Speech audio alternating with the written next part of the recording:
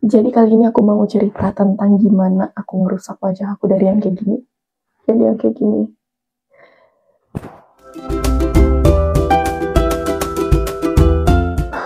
Buat kalian yang belum subscribe channel ini, silahkan di subscribe dulu karena kita bakalan bahas semua tentang wanita di sepanjang daur kehidupan. Welcome to first video of Diamond Story. Jadi kali ini aku mau cerita tentang gimana aku ngerusak wajah aku dari yang kayak gini. Jadi yang kayak gini. Dan ini itu terjadi karena kesalahan aku sendiri. Karena kesalahan aku dalam pemakaian skincare. Jadi kalian harus tahu apa yang aku lakuin biar kalian gak ngelakuin hal yang sama dan gak kejadian kayak gini. Jadi singkat cerita, waktu itu di bulan November 2019, anak aku yang pertama itu baru habis lulus ASI eksklusif.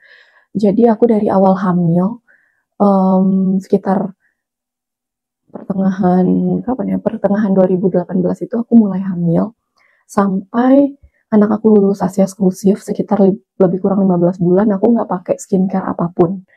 Jadi setelah itu di bulan November wajah aku kayak gini,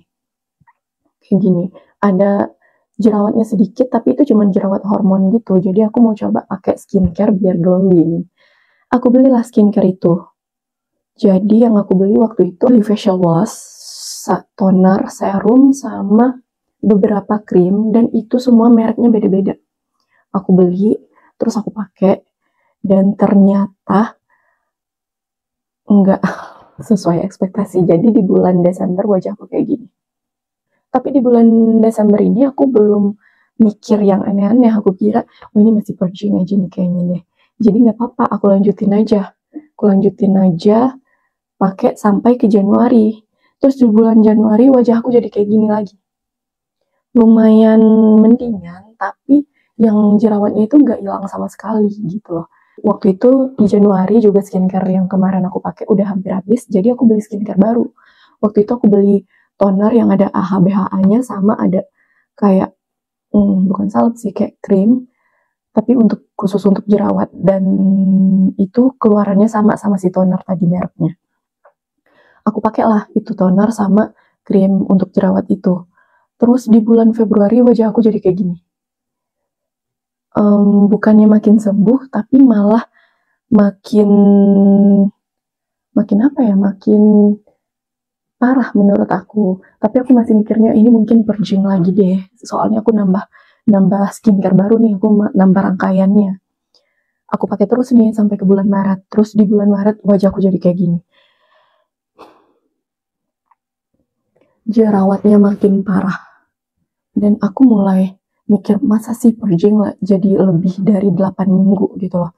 Gak mungkin. Dan di titik ini aku mulai sadar, ini bukan purging lagi, tapi ini udah breakout. Terus setelah aku sadar ini breakout, berarti aku gak cocok nih sama skincare yang aku beli kemarin. Aku berhentiin, dan dalam waktu 1 malam aku switch sama skincare baru, 1 paketan gitu, 1 brand. Aku pakai 1 paket dan switch aja gitu, nggak pakai diistirahatin wajahnya, aku pakai aja langsung. Hari ini aku berhenti, malamnya aku langsung pakai skincare baru. Dan apa yang terjadi, wajahku di bulan April jadinya kayak gini. Udah hancur banget, guys. Dan di sini aku udah hampir depresi menghadapi masalah perjerawatan ini. Waktu itu juga aku ingatnya, awal 2020 itu kan COVID mulai masuk Indonesia ya. Dan April itu angka untuk COVID itu lagi naik-naiknya banget. Jadi aku nggak berani ke klinik, aku nggak berani ke rumah sakit, aku nggak berani ke dokter kulit. Aku nggak tahu harus ngapain dengan wajah aku yang muda kayak gini. Jadinya aku konsul secara online di aplikasi kesehatan. Jadi aku konsul sama dokter, aku bilang ini wajahku sekarang, please dok, gimana caranya biar sembuh. Jadi dokternya waktu itu resepin 1 salep sama ada kayak antibiotik gitu. Jadi aku pakai lainnya. Dalam waktu 1 malam doang guys, wajah aku jadi kayak gini. Parah banget, makin parah banget. Besok paginya aku lihat wajahku yang udah kayak kebakar, panas, sakit, dan lebih parah dari jerawat malam. Udah bengkak itu muka aku, udah nggak gini lagi, udah gimana ya, bengkak banget pokoknya, nggak tahu, udah gatel enggak, tapi kayak kebakar aja gitu, kayak kebakar, kayak ini tuh enggak gini jadinya, gitu. Aku nggak bisa jelasinnya. Jadinya aku langsung hubungin dokternya lagi. Aku bilang, dok, kok aku mukanya kayak gini, cuman pakai semalam doang loh salep yang dokter kasih. Terus dokternya bilang mungkin ini alergi, efek samping, dan untuk efek terbakarnya itu mungkin alerginya. Tapi kalau terus aku tanyain, terus aku harus gimana dok sama jerawat-jerawat aku ini yang udah parah banget. Jadi dokternya nanyain waktu itu gimana kebiasaan.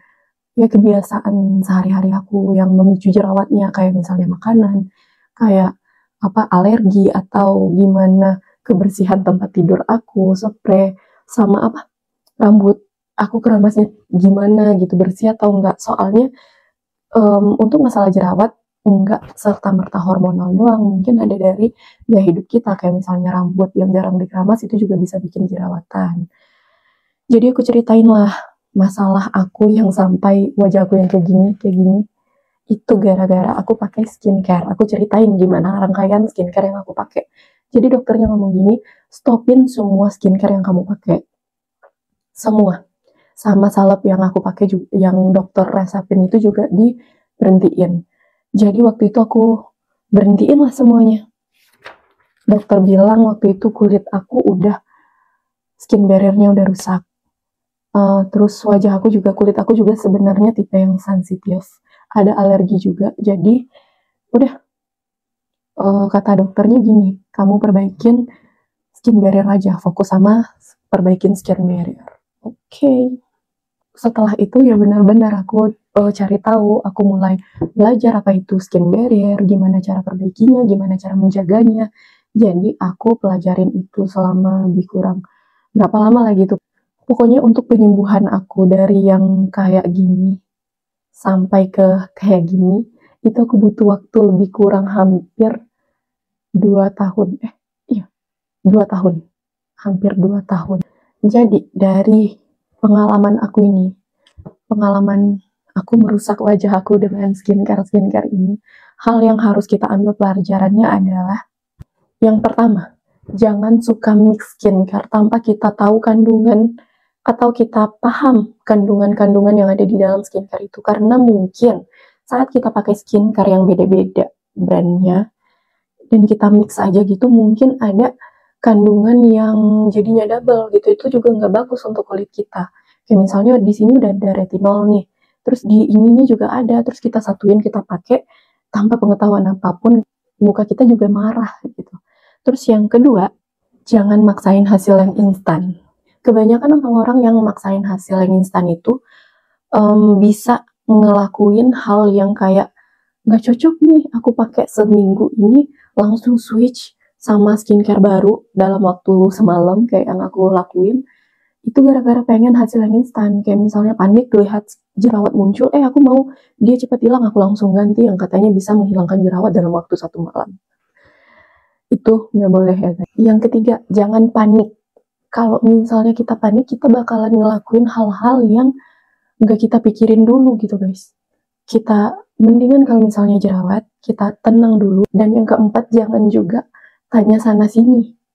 Kamu pakai apa? Kamu pakai apa? Kamu pakai apa? Soalnya apa yang orang pakai belum tentu cocok untuk kita. Lebih baik kita mungkin boleh tanya, tapi kita cara pemakaiannya sedikit-sedikit aja dulu. Jangan langsung dipakai semua. Terus juga penting juga untuk kita mengerti kulit kita ini tipenya apa, punya alergi atau enggak. Kalau misalnya kita susah untuk nentuin sendiri kulit kita tipenya apa, punya alergi atau enggak, aku saranin banget lebih baik pergi ke dokter kulit. Jangan nebak-nebak sendiri, apalagi ngobatin sendiri kulitnya gitu. Dan yang paling penting lagi nih guys, yang keberapa sih? Yang keenam. Yang penting lagi, jangan pakai skincare yang nggak ada BPOM-nya. Jangan pakai skincare yang mengandung merkuri. Pokoknya jangan pakai skincare yang bisa merusak skin barrier. Yang paling aman itu yang ada BPOM-nya. Dan yang paling penting kita juga harus tahu kandungan-kandungannya tadi. Dan juga kalau semua cara udah kita lakuin, stop skincare udah, coba skincare udah, calming wajah udah, nggak ngefek juga ke jerawatnya, aku saranin lebih baik ke dokter aja. Sekarang kan COVID udah nggak ada, jadi ke dokter aja. Jadi itu guys, pengalaman aku dalam hal merusak wajah aku menggunakan skincare, bukannya makin glowing, malah makin hancur. Jangan diikutin ya guys, harus hati-hati banget, harus pintar-pintar dalam pemakaian skincare. Mungkin kalau ada yang mau ditanyain atau yang perlu kita diskusiin lagi, boleh komen di bawah, dan jangan lupa subscribe, karena di video selanjutnya kita bakalan bahas gimana caranya aku sembuh dari ini, jerawat aku ini. Aku bakalan ceritain lengkap di next video ya guys. Jangan lupa ditonton.